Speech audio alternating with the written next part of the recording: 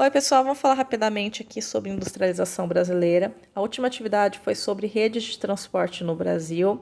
E vocês podem estar pensando, né, que um assunto tem a ver com o outro. Tudo. As redes de transporte no Brasil foram se expandindo devido ao processo de industrialização. Então, o processo de industrialização no Brasil favoreceu o aumento das redes de transporte. Concessão de ferrovias, rodovias no Brasil, né, hidrovias, aumentaram conforme a industrialização no Brasil foi crescendo. Vamos lá rapidamente para vocês terem noção do que vai pedir essa atividade. O Brasil faz parte dos grupos dos países que realizaram a famosa industrialização tardia. O que significa isso, industrialização tardia?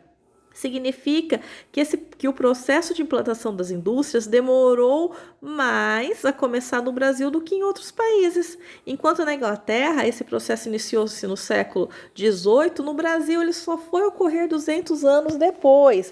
E aí, por que no Brasil nós tivemos essa industrialização tardia, né? Ele ocorreu devido ao nosso processo de colonização. Como nós éramos colônia de Portugal, ao invés desse país europeu, né, investir em indústrias, o Brasil passou a ser fornecedor de matérias-primas para os países europeus. Ou seja, o Brasil vendia matéria-prima, né, madeira, minérios, né, e vendia para a Europa e a Europa fabricava os seus produtos lá, né, industrializava, passava pelo processo de industrialização e aí a Europa vendia esses produtos, né, essas matérias-primas já transformadas e vendia aí para o mundo inteiro, beleza? Ao longo do século XIX, início do século XX, o café, né, era a nossa maior economia. A gente já falou sobre isso, quanto o café foi importante. Então, a base do Brasil não era a indústria, e sim a agricultura, a agropecuária. Então, a maior produção brasileira era o café, né? A economia brasileira girava em torno da produção de café. Só que lá no 1929, o que vai acontecer? Os Estados Unidos, que era o maior comprador de café do Brasil, vai entrar numa crise, a famosa crise de 1929, tá? É uma crise que ainda vocês vão estudar em história, que abalou o mundo todo, né? Porque, como eu falo, a economia funciona como um efeito dominó nesse mundo globalizado, né? Um compra do outro, um vende para o outro, um vende matéria-prima para o outro, né? Nós vivemos esse mundo conectado. E o que acontece? Se eu vendo muito produto para um país que ele está em crise, obviamente o que vai acontecer? Ele vai comprar menos produto meu. Comprando menos produto meu, eu vou vender menos. E óbvio que o meu país também vai entrar em crise. E foi o que aconteceu com o café. Como os Estados Unidos eram um grande comprador, né, o maior comprador de café do Brasil, nesse período, lá no início do século XX, com a crise ele deixa de comprar tanto café e os nossos cafeicultores vão perder grande parte de sua venda e aí o café vai entrar em crise. E o que vai acontecer? Esses produtores de café vão mudar aí, né? Vão pensar e vão começar a falar, não, a gente precisa mudar o nosso foco. E aí vai se iniciar o processo de industrialização, né? E aí se inicia o processo de industrialização no Brasil. Continuando aqui, durante, né, o governo de Getúlio Vargas, que vai de 1930 até a década de 1950, né, vai ocorrer vários incentivos para que a indústria se fortaleça no Brasil.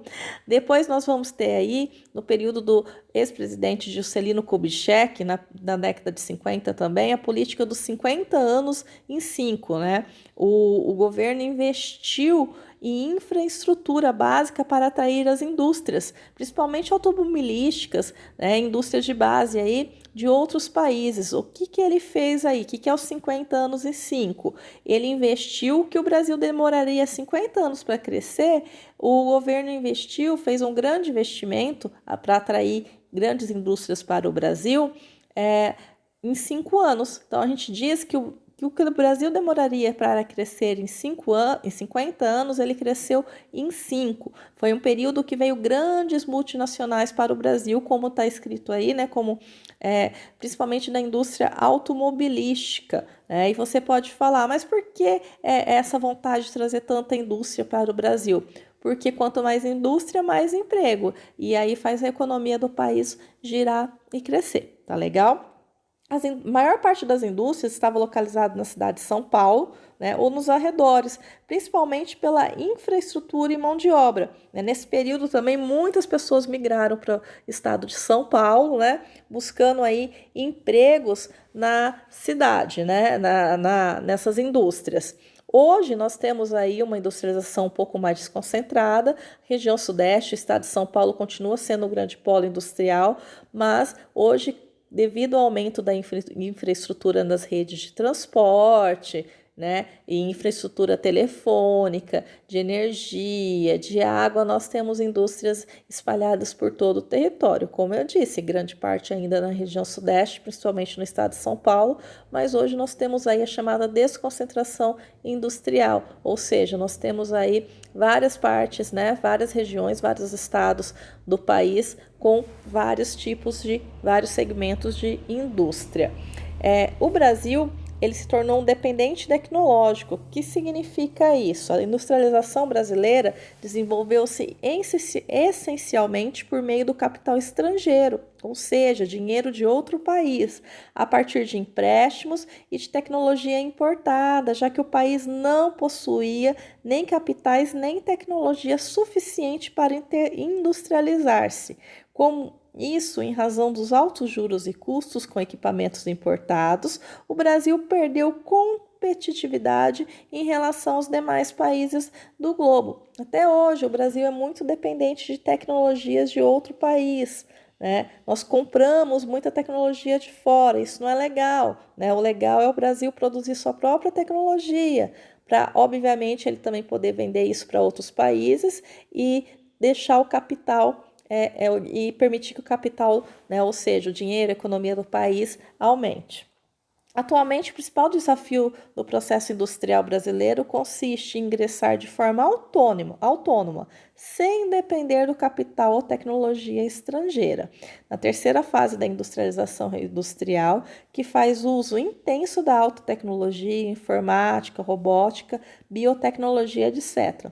Além disso, o país precisa dinamizar sua produção, evitando desperdícios e diminuindo os custos para conseguir competir com os produtos industrializados de outros países, né? Ou seja, a concorrência está cada vez mais forte, né? Cada vez aí o país tem que se desenvolver, criar novas tecnologias para que possa competir com os produtos de outros países. Lembrando que nós já iniciamos agora, né, o processo da quarta revolução industrial, que é uma revolução industrial marcada aí pelo alto uso de novas tecnologias, principalmente no campo da robótica, no campo aí da medicina. Tá legal, galera? Então, só para retomar aí, lembrando que o Brasil é um país de industrialização tardia, ou seja, demorou muito para começar aqui, enquanto outros países já tinham se iniciado o processo há muito tempo, e um processo aí que ainda continua intenso, né? Cada vez mais o Brasil tenta conquistar o seu espaço no mercado mundial. Tá legal, galera? E é isso. Responda as questões. A semana que vem a gente volta aí para tirar mais dúvidas. Tchau!